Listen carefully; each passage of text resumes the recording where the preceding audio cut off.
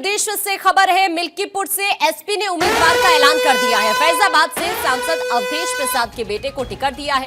अवधेश प्रसाद के बेटे अजीत प्रसाद एसपी उम्मीदवार बनाए गए हैं। बड़ी खबर हम आपको ये बता रहे हैं। 10 सीटों पर उत्तर प्रदेश के अंदर चुनाव होने जा रहे हैं, उपचुनाव। और ऐसे में मिल्कीपुर सीट को लेकर अपडेट इस वक्त ये सामने आ रहा है कि यहां से समाजवादी पार्टी की तरफ से उम्मीदवार का ऐलान किया गया है। और यहां फैजाबाद से सांसद अवधेश प्रसाद के बेटे को पार्टी ने चुनावी मैदान में उतारा है। यहां पर राजनीतिक और साथ साथ जो सियासी समीकरण है उनको देखते हुए पार्टी की तरफ से ये फैसला लिया गया है।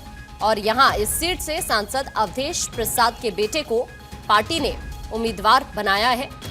एक के बाद एक अलग अलग सीटों को लेकर अब समाजवादी पार्टी चूंकि उम्मीदवारों को लेकर मंथन कर रही है। और इसी कड़ी में ये अहम खबर उत्तर प्रदेश से हम आपको बता रहे हैं, जहां पर अयोध्या के मिल्कीपुर से समाजवादी पार्टी ने उम्मीदवार का नाम फाइनल कर दिया है।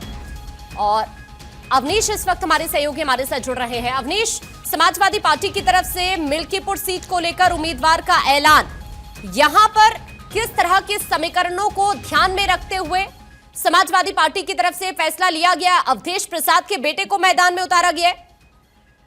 जैसा कि लगभग उम्मीद थी कि अजीत प्रसाद जो अवधेश प्रसाद के बेटे हैं उनको उम्मीदवार बनाएगी पार्टी, वही हुआ। और पार्टी ने आज तमाम सारे दावेदारों को लखनऊ में बुला करके पार्टी मुख्यालय के अंदर अखिलेश यादव से मुलाकात कराई गई उन तमाम दावेदारों की। और सर्वसम्मति से तय किया गया कि अजीत प्रसाद को पार्टी की तरफ से औपचारिक तौर पर उम्मीदवार वहां पर तय किया जाएगा। हालांकि भी चुनाव की घोषणा चुनाव आयोग ने नहीं की है, लेकिन तैयारियां चूंकि पहले से चल रही हैं। बीजेपी ने प्रभारियों की घोषणा कर रखी है। इसके अलावा खुद मुख्यमंत्री योगी आदित्यनाथ मिल्कीपुर और कटहरी की 2 महत्वपूर्ण सीटें जो हैं अम्बेडकर नगर और फैजाबाद की, उन दोनों सीटों पर जो है जिम्मेदारी संभाल रहे हैं। तो ऐसे में न सिर्फ एक कड़ी टक्कर जो देखने को मिल सकती है, साथ ही साथ मिल्कीपुर वो इलाका है जहां से अवधेश प्रसाद कई बार सांसद रहे, आधा दर्जन माफ कीजिएगा विधायक रहे हैं। आधा दर्जन बार से ज्यादा वो विधायक उस विधानसभा से चुन करके जाते रहे हैं। और वो कैबिनेट मंत्री भी रहे मुलायम सरकार में, अखिलेश यादव की सरकार में। तो ऐसे में तो अवनीश, क्या ये माना जाए कि अयोध्या से जिस तरह से उन्होंने इस बार चुनावी मैदान में जीत दर्ज की है, उसी का ये गिफ्ट भी कहा जा सकता है समाजवादी पार्टी की तरफ से कि उन्हीं के बेटे को उम्मीदवार बनाया गया है मिल्कीपुर से? ये कहा जा सकता है, बिल्कुल कहा जा सकता है कि एक रिटर्न गिफ्ट है समाजवादी पार्टी की तरफ से। तब जब अयोध्या जैसी महत्वपूर्ण सीट जो ताक का सवाल बन गई थी बीजेपी के लिए, उस सीट पर समाजवादी पार्टी ने जीत हासिल की।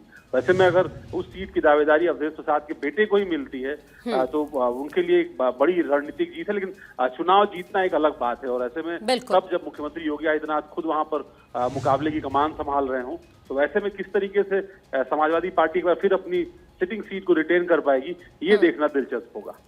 ठीक है, शुक्रिया आपका ये जानकारी साझा करने के लिए।